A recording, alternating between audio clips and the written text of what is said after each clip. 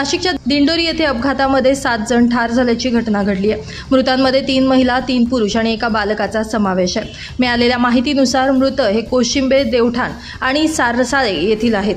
अपघातातील अल्टो गाडीतील मयत हे त्यांच्या नातेवाईकाच्या मुलाच्या वाढदिवसाच्या कार्यक्रमासाठी नाशिक या ठिकाणी गेले होते। ते परत त्यांच्या गावी जात असताना हा अपघात झाला।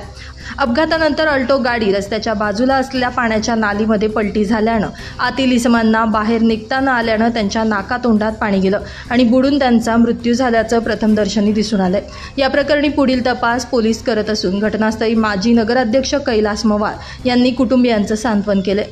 देविदास पंडित गांगुर्डे वय 28 राहणार रासाळे तालुका दिंडोरी जिल्हा नाशिक, मनीषा देविदास गांगुर्डे वय 23 राहणार रासाळे तालुका दिंडोरी जिल्हा नाशिक, उत्तम एकनाथ जाधव वय 42 राहणार कोशिंबे तालुका दिंडोरी जिल्हा नाशिक, अलका उत्तम जाधव वय 38 वर्ष राहणार कोशिंबे, दत्तात्रय नामदेव वाघमारे वय 45 वर्ष राहणार देवपूर देवठाण तालुका दिंडोरी, अनुसया दत्तात्रय वाघमारे वय 40 राहणार देवपूर देवठाण आणि भावेश देविदास गांगुर्डे वय 2 राहणार रासाळे तालुका दिंडोरी अशी मृतांची नावं आहेत।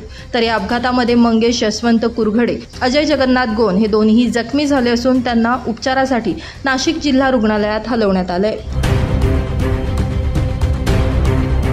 ब्युरो रिपोर्ट, नाशिक माझा न्यूज, नाशिक।